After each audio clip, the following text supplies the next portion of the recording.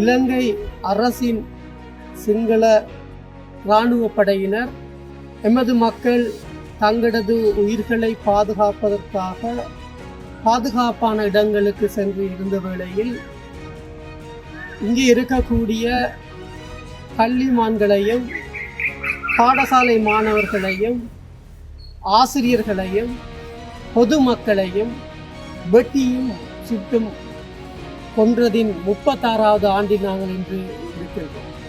இந்த 36வது ஆண்டு காலங்கள் கடந்த நிலையிலும் இன்று வரைக்கும் எங்களுடைய இந்த உறவுகளுக்கான எந்த விதமான நீதி பொறிமுறைகளையும் இலங்கை அரசு மேற்கொள்ளாமல் இருப்பது உண்மையை வேதனை அளிக்கிறது. அதே நேரம் இந்த இலங்கை அரசாங்கமானது இந்த இலங்கையில் இடம்பெற்ற அனைத்து விதமான படுகொலைகளுக்கும் பொறுப்பு கூற வேண்டிய கடமையும் தார்மீக பொறுப்பும் இருக்கிறது. ஆனால் அதை தட்டி கழித்துவிட்டு இன்று வரைக்கும் இந்த தேசத்திலேயும் சர்வதேசத்திலேயும் இலங்கையில் இடம்பெற்றது ஒரு இனப்படுகொலை அல்ல, அது ஒரு மனிதுரிமை மீறல் அல்லது நாட்டை பாதுகாப்பதற்கான நடவடிக்கை என்று இந்த உலகத்துக்கான விடயங்களை மேற்கொண்டு வருகிறது.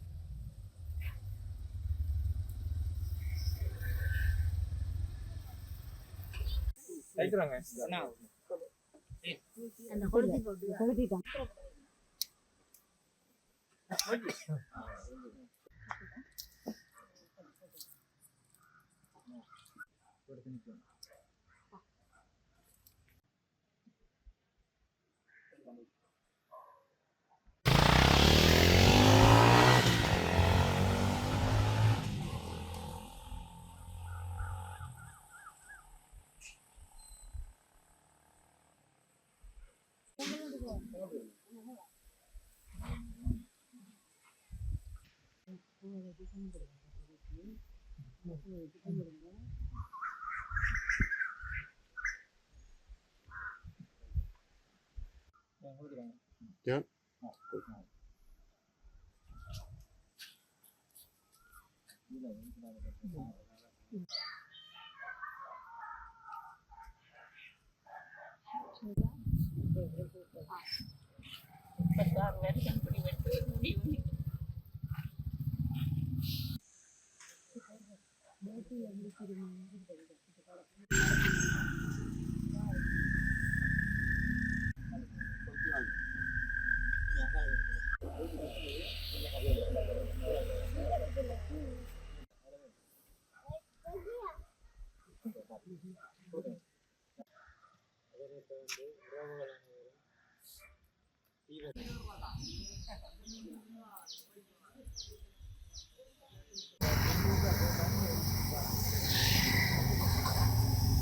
குறிப்பாக இலங்கை சிங்கள பேரினவாத அரசின் கொடூரமான தாக்குதல்களில் ஒன்று சம்பவம் 7/7 இனப்படுகொலையாகும். குறிப்பாக வடகிழக்கு பிரதேசத்திலேயே காலங்காலமாக பரம்பரையாக வாழ்ந்து வந்த தமிழ் மக்களை திட்டமிட்ட வகையில் இலங்கை பேரினவாதம், குறிப்பாக சிங்கள பேரினவாதம் காலந்தோறும் இன அழிப்பினை மேற்கொண்டு வருவது நம்ம அனைவரும் அறிந்த விடயம். அந்த வகையில் நமது வடகிழக்கு பிரதேசத்திலேயே பல்லாயிரக்கணக்கான திட்டமிட்ட படுகொலைகளை இலங்கை சிங்கள பேரினவாத அரசு அதன் கட்டமைப்பு இராணுவ கட்டமைப்பு ஊடாகவும் ஏனைய படை கட்டமைப்பு ஊடாகவும் காலங்காலம் அளித்து கொண்டு வந்திருந்தது. அந்த அடிப்படையில் கடந்த 7/7/1990 அன்று குறிப்பாக இந்த சம்பு பிரதேசத்திலேயே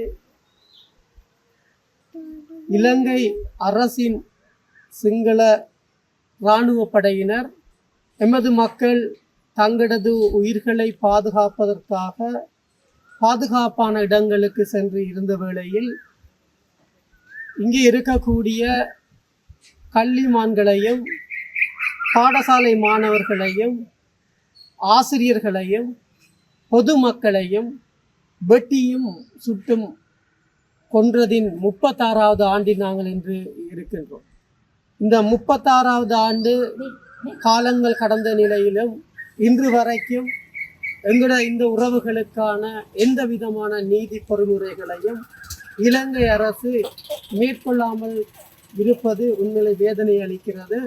அதே நேரம் இந்த இலங்கை அரசாங்கமானது இந்த இலங்கையில் இடம்பெற்ற அனைத்து விதமான படுகொலைகளுக்கும் பொறுப்பு கூற வேண்டிய கடமையும் தார்மீக பொறுப்பும் இருக்கிறது. ஆனால் அதை தட்டி கழித்துவிட்டு இன்று வரைக்கும் இந்த தேசத்திலையும் சர்வதேசத்திலையும் இலங்கையில் இடம்பெற்றது ஒரு இனப்படுகொலை அல்ல, அது ஒரு மனிதுரிமை மீறல் அல்லது நாட்டை பாதுகாப்பதற்கான நடவடிக்கை என்று இந்த உலகத்துக்கான விடயங்களை மேற்கொண்டு வருகிறது. இந்த விடயத்தினை காலங்காலமாக இலங்கையிலே ஆட்சிக்கு வந்த இந்த சிங்கள பேரினவாத அரசுகள் தொடர்ச்சியாக இந்த தமிழ் மக்களை ஏமாற்றி கொண்டு போகிற ஒரு சம்பவமாகவே இது இருக்கிறது. ஆகவே நாங்கள் இந்த சம்பூரை போன்ற இன்னும் பல படுகொலைகள் திட்டமிடப்பட்டு இடம்பெற்றிருக்கிறது. அனைத்து இனப்படுகொலைக்குமான நீதியாக நாங்கள் உள்ளக பொறிமுறையில் எங்களுக்கு நம்பிக்கை இல்லை. சர்வதேச நீதி பொறிமுறை ஊடாகவே சம்புரை போன்ற பலவிதமான படுகொலைக்கும் நீதியை நாங்கள் கோரி நிற்கின்றோம். அந்த அடிப்படையில் இந்த விடயம் கூட இன்றைய தினம் இந்த தேசத்துக்கும் சர்வதேசத்துக்கும் இவ்வாறு ஒரு சம்பவம், இவ்வாறு ஒரு படுகொலை சம்பூரிலே நிகழ்ந்து இருக்கிறது என்பதை நாங்கள் இந்த இடத்தில் திட்ட தெளிவாக நாங்கள் கூறிக்கொள்ள விரும்புகின்றோம். எங்கள் வடகிழக்கில் இருக்கக்கூடிய ஒவ்வொரு மக்களின் உயிர் இருக்கும் வரைக்கும் இவ்வாறான படுகொலைகளுக்கான நினைவேந்தல் நிகழ்வுகளை நாங்கள் பல சவாலுக்கு மத்தியிலையும் நடாத்தி கொண்டு வருகிறோம். ஆகவே அந்த அடிப்படையில் இன்றைய தினம் இந்த ஏற்பாட்டு குழு இதனை மேற்கொண்டிருக்கிறது. ஆகவே தொடர்ந்து நாங்கள் இவ்வாறான இந்த நினைவேந்தல்களை நாங்கள் செய்ய வேண்டிய தார்மீக கடமை எங்களுக்கு இருக்கிறது.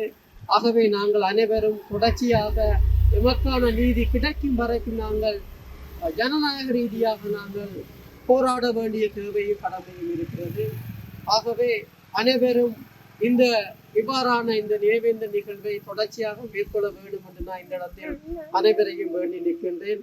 குறிப்பாக அந்த 7/7/90 அன்று எனக்கும் கிட்டத்தட்ட 14 வயசு. நானும் இந்த உறவுகள் எங்கே தங்களோட பாதுகாப்புக்காக ஒளிந்திருந்தாரோ அந்த சாக்கரவட்டம் பகுதியிலே நானும் ஒளிந்திருக்கக்கூடிய அல்லது உயிரை பாதுகாக்கக்கூடிய ஒரு நிலை ஏற்பட்டது. அந்த உறவுகளுக்கான இந்த படுகொலைகள், இந்த துப்பாக்கி சூடுகள், அந்த ஆயுத முறையிலான அந்த தாக்குதல்கள், வெட்டி கொத்துகின்ற அந்த சம்பவங்கள் நான் அந்த ஒளித்திருந்த காலப்பகுதியில் என காதில் ஊடாக ஒளித்தது இன்று வரைக்கும் எனக்கு ஞாபகம் இருக்கிறது.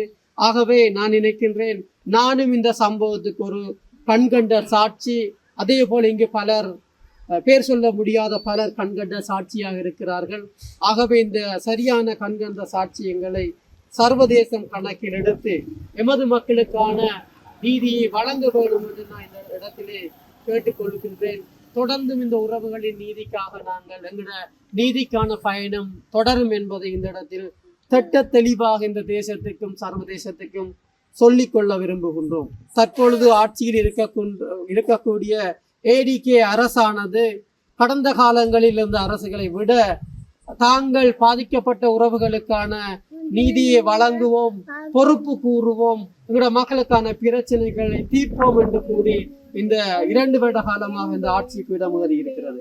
ஆனால் காலங்காலமாக இந்த இலங்கையிலே ஆட்சி பீடம் ஏறிய அந்த அரசுகளை போலவே இந்த அரசும் எந்த மாற்று நடவடிக்கையும் இல்லாமல் அதே அஜெண்டாவில் செல்கின்ற ஒரு விடயத்தை நாங்கள் பார்க்கின்றோம். ஆகவே தமிழ் மக்களாகிய நாங்கள் வடகிழக்கு ரீதியாக ஒன்றிணைந்து இவ்வாறான படுகொலைக்கான நீதியை நாங்கள் வேண்டி நாங்கள் குரல் கொடுக்க வேண்டும், நாங்கள் அணி திரள வேண்டும் என்று இந்த இடத்தில் வேண்டி விடைபெறுகின்றேன். நன்றி.